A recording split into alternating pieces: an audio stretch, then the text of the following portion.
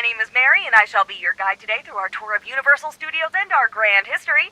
Of course, I could not do this job alone, so let me introduce my partner in crime, my other half, and most importantly, our driver, George. Be nice to him, considering our lives are in his hands. Now, just a reminder to stay inside the tram at all times during the tour. That includes your hands, feet, head, tentacles, or any other appendages you might have with you. The last thing we need is for someone to get caught on something or fall out of the car and create a real-world trolley problem. Contrived ethical dilemmas aside, how about we get this show on the road? After you, George! As we go along this tour, you will become familiar with the main features of our lovely park and learn some fun and interesting parts of our history. You never know when that sort of knowledge will come in handy. The first destination on our tour is Timeline Drive. Here you can see posters from some of our greatest hits dating all the way back to our 1931 rendition of Dracula. If you're ever in need of something to watch on a Friday night, maybe give one of these a try. Some of them may be a bit old, but they're still beautiful works of art.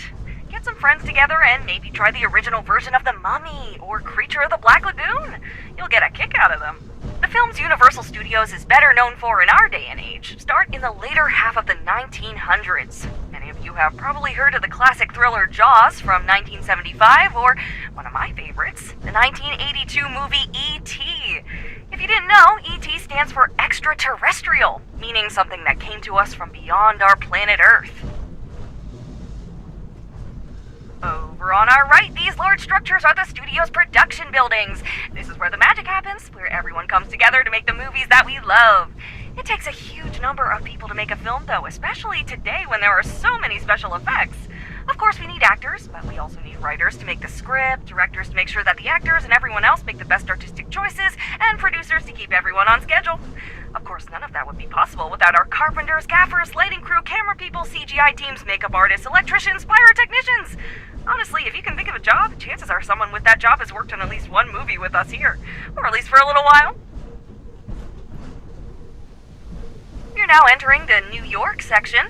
We're only here for a moment, but you can see the Museum of Antiquities. There, you'll find our Revenge of the Mummy ride, where you can help defeat an ancient evil alongside the brave and dashing Rick O'Connell. Don't worry, we'll be back to see the rest of New York later.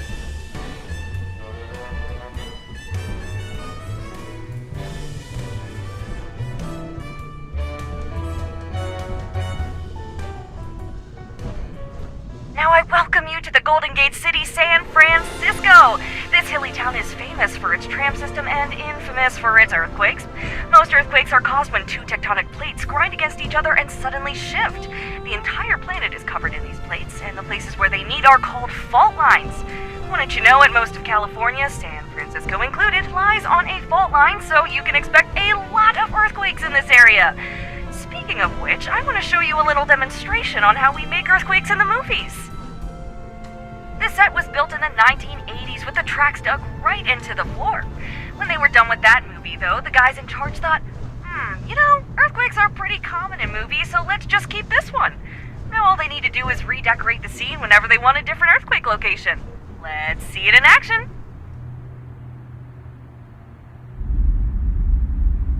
Here we go.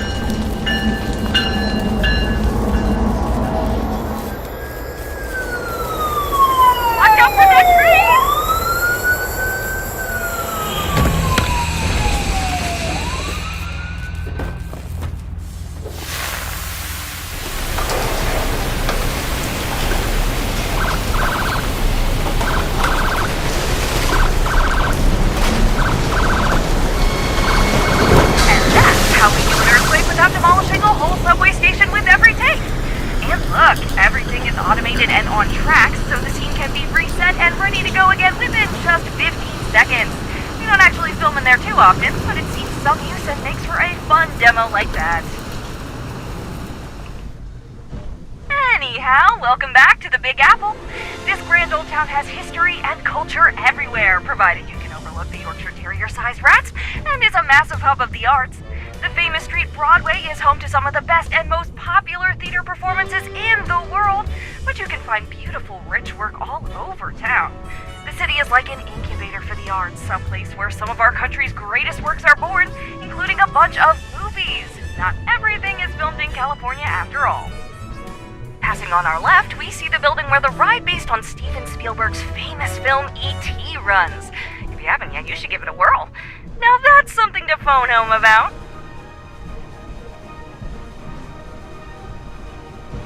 Now this is what we call Hollywoodland, and up here is our Monster Cafe, where you can see all of the classic monsters from our films, like Frankenstein's monster, Dracula, the Wolfman, and the creature from the Black Lagoon. And don't worry, they don't bite much. We're passing by the Universal Globe now. Right now it's missing something though. I heard that Woody Woodpecker asked you to help find the missing letters and restore the globe. I hope to see those letters back soon. The park just isn't the same without them all spinning around. Something smells swampy. I heard a green ogre lives over there.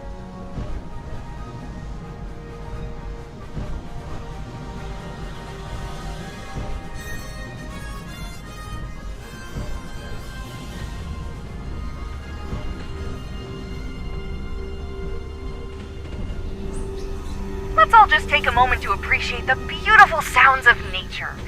Of course, that's all just part of the movie magic. From here, though, we'll be taking a turn into the darker side of the park. We now enter the realm of the Lord of the Jungle. Join me as we pay tribute to Kong, Kong, Kong. Everyone, Kong, Kong, Kong. Really? No one? I'm just... Okay, well, let's hope he isn't insulted by your lack of reverence. Otherwise he might throw this tram all the way to New York, and I don't mean the movies that we just drove through on the way here. By the way, if you haven't yet and are feeling particularly brave, I highly recommend stopping by the ride we have here, Reign of Kong. You can join Kate and her expedition team as they delve into the caverns and other lost places to uncover the secrets of Skull Island. This is what we call Old Mexico, and it's just the kind of place we'd take a camera crew if they were looking to film something set out in the old Wild West. Now this area has something of a weird localized weather system, so I apologize for the rain as we... Hey, George, why don't you stop the tram? You can't go yet, right? No, I'm not asking the passengers to get out and push. Not in the rain. That's just...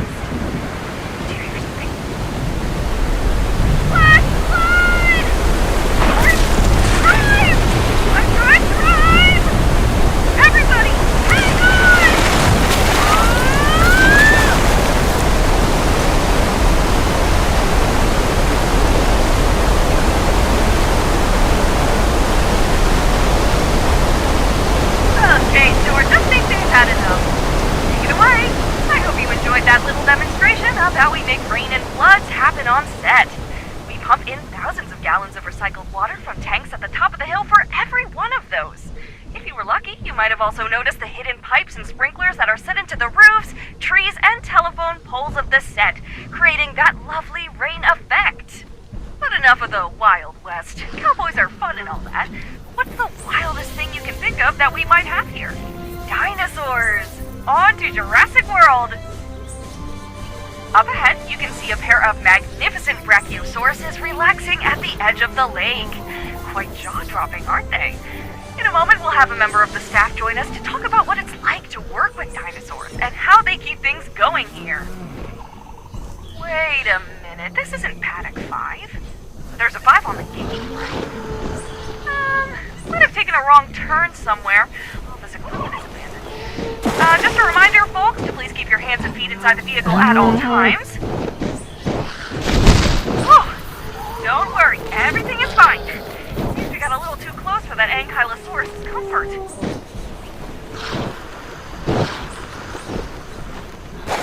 It's probably just skip through the rest of the section, George. I mean, everything's supposed to be contained and safe, but you never know when...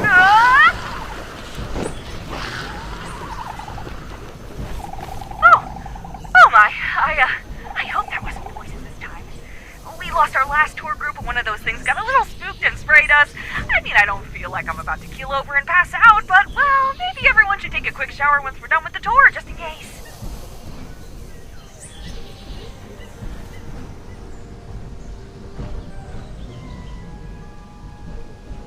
Ah, this is my favorite part of the park. Welcome to Amity Island, where the sun is warm and the swimming is prime. If you're in the mood for a beach day, this is the place to... The beach is closed. Huh, I wonder why.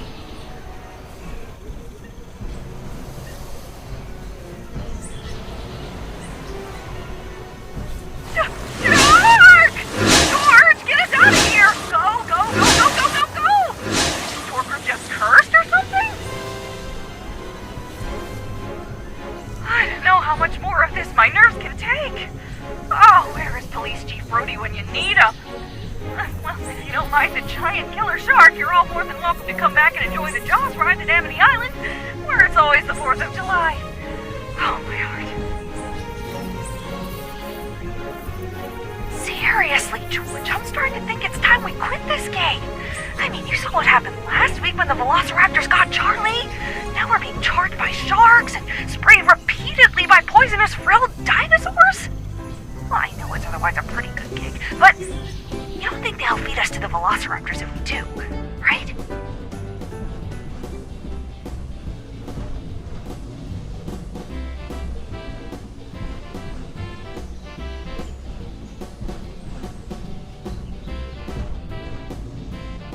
On our left, you can see one of our last sites on this trip, the Institute of Future Technology, where Doc Brown works on his questionable inventions.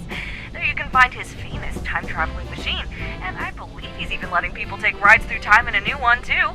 Might be worth stopping by. That is if you can think fourth-dimensionally.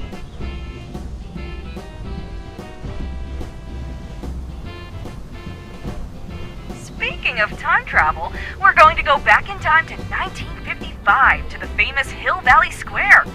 Maybe you recognize it from Marty McFly's adventures in Back to the Future.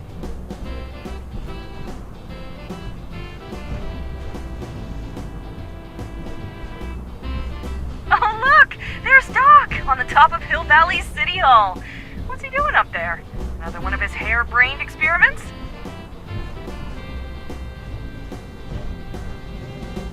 Let's stop for a second and see what he's up to. Though I don't like the look of those clouds. Hey, Doc! You need a hand or anything?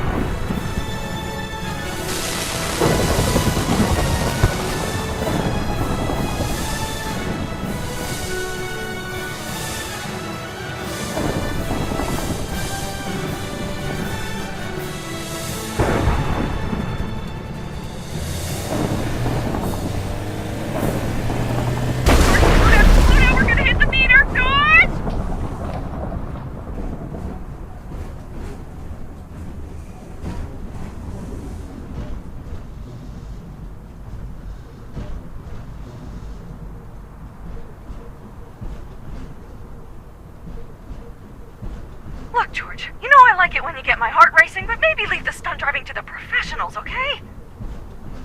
I'm not sure what that was, folks, but hopefully Doc is okay. We'll check the infirmary just in case once we're done here. Wouldn't be the first time we've seen him in there. We're entering the dark forest now, folks. I'd ask that you stay very quiet as we pass through these trees. You never know when something might be lurking nearby, and we don't want any monsters to notice us.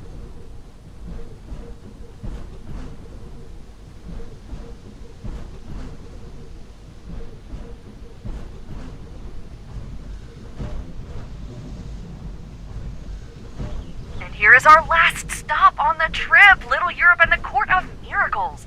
Several of our monster movies were made here, at least in part. Over there, you can actually see a set of double doors that were used to... What's that sound? And drive, George, drive! What was that about? That looked like the bride of Frankenstein's monster. But where is... Look, there he is! At the top of the windmill! How did it catch fire? I think he's trapped in there. Oh no, the poor thing! Just kidding. While it may look like the windmill is on fire, it's actually just special effects. They will put out those fires in a few minutes, and there won't even be a singe on the structure itself. Now, just to be clear, because a lot of people forget about this, the monster we just saw is from the movie Frankenstein, but Frankenstein was the name of the scientist who created the monster, not the monster himself. A common misconception. But the scientist is the true monster of the story, at least in the original book, because of his arrogance, thinking he had power over life and death, and because he was unable to love his own creation. And with that, we come to the end of our time together. I hope that you enjoyed yourselves. If you did, my name is Mary, and my partner is George. If you didn't, my name is Sue, and the driver was just a figment of your imagination. Enjoy the rest of your day, and come back anytime to ride Universal Studios' world